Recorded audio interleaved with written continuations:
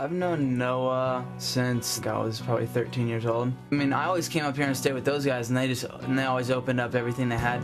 It gets cold here in the wintertime, so I always try to return the favor and invite them back. And Noah's a powerhouse, dude. He'll drive down to Florida, 14 hours to drive right back in a day. He's like, I'm not even phased, I'll drive the whole way. They used to come down and hang out, especially for like King of the Peak and contests we'd have, and I'd surf with them, and it was fun.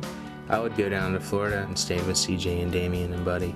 I remember I had been in Florida for like a month, and I hung out with Will Tant for probably like a 2-week stretch. I was just actually getting to know him.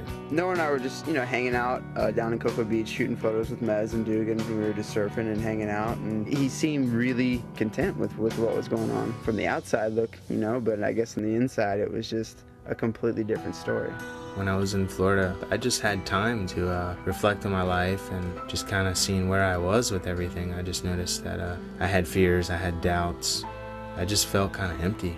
I felt just dry. I just felt like I was just running on no gas. And it's not like he was down in the dumps, drug addict, thieving. He was already doing everything right, He was in the magazines. He had a pretty successful professional career that was budding into something bigger. He was making money. He had everything. At that time in my life, I kind of had everything I ever wanted. My surf career was going good, but I noticed that I wasn't completely fulfilled. Like there was definitely something still missing, and I was trying to fill it with something, and I couldn't seem to find it. The only place that I knew to turn was just home. Woke up and Noah was basically gone. He was like, all right, I gotta go. He didn't really explain too much why or what was going on or anything like that, and he was just packing his boards and his bags and taking off to head home.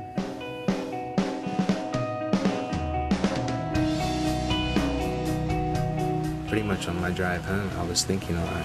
I knew something wasn't physically wrong with me, but inside it was like I was dying. I wasn't alive. I prayed a prayer in my car because I had always believed in God. I had always prayed to him every now and then at that time.